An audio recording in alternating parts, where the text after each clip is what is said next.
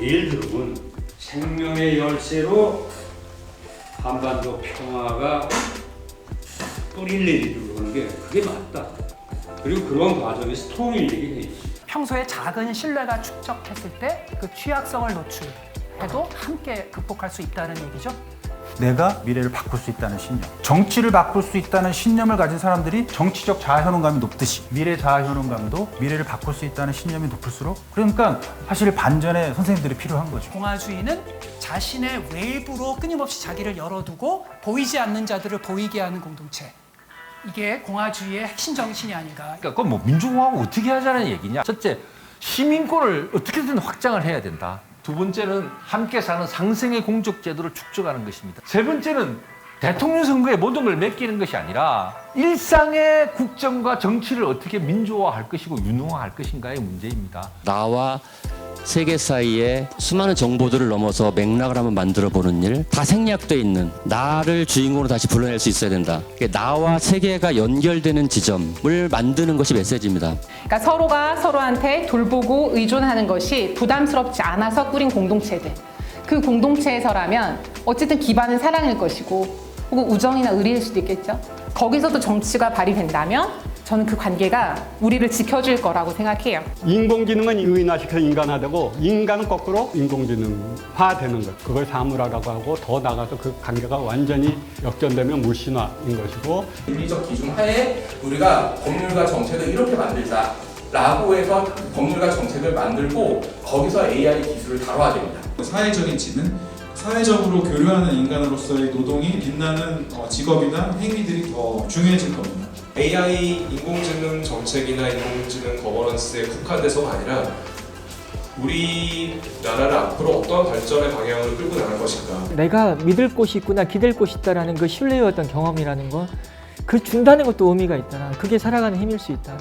정부 안에서 가장 많이 증가한 분야는 어디고 가장 많이 감소한 분야가 어딘지에 따라서 이 정부가 생각하는 우리나라 가장 중요한 가치가 무엇인지를 저는 정량적으로 평가할 수 있다는 겁니다. 나의 정치가 어떻게 대한민국의 조세 재정이라고 하는 시스템과 연결될 것인가. 그 이야기를 찾으면 이것은 건조하거나 차가운 숫자가 아니라 뜨거운 투쟁의 영역이 된다라는 걸 말씀을 드리고 싶었고, 매일을 치열하게 현실과 맞서야만 하는 사람들, 저희는 그 사람들의 투쟁의 현장에 함께하기로 했습니다. 크게 갈등이 대두됐던 이슬람 사원 건축 갈등 사례를 바탕으로 말씀을 드리고자 합니다. 마약 문제는 정말 사회적인 선입관이나 편견이 엄청 많이 작용을 하는데 어떤 좀 정책적인 지원이 필요한가까지 고민을 해보기 위해서 다르크라는 시설에 갔습니다. 취약계층의 주거권을 고민해보자는 차원에서 저희가 독거노인으로 주제를 바꾸게 되었습니다. 이번 해리스 선거가 2008년 오바마 선거가 될 것이냐, 2016년 힐러리 클린턴의 선거가 될 것이냐, 두 개의 축을 놓고서 분석이 이루어지고 있어요. 건 바이런스, 그다음에 크라임 앤 세이프티, 그다음에 이미그레이션, 심지어 이스라엘 하마스 워까지 다 합치면 한 단어로 뭐라고 표현할 수 있냐면은 법과 질서, 지금의 시대 정신입니다. 정치인들은 국민들이 이 사건을, 어떤 상황을 어떻게 규정할지를 정리해주는 사람들이에요. 정치인은 규정은 심장에 남아요. 그냥 시대를 규정해야 되죠. 왜냐하면 시대를 규정해야 그 다음에 내가 하고 싶은 개혁 방향을 설명할 수 있으니까. 그 다음에 선거가 있으면 선거를 규정하고, 나가면 상대를 규정하고 나를 규정하는 겁니다. 개발국가형 복지체는 예전에 이미 해체됐는데 대신해서 체제 전환은 아직 이루어지지 않고 있고 여전히 캐치업 발전 프레임은 변화하지 않습니다. 우리가 정말로 하려는 것이 무엇인지에 대해서 그 입장을 먼저 명확히 하는 본질을 다지는 일을 하고, 그 뒤에 근데 그것이 전달되려면 전달되기 위한 과정이 분명히 따로 있다. 국민의힘에서 산업화와 아무 관계없는 후보가 나왔다. 그리고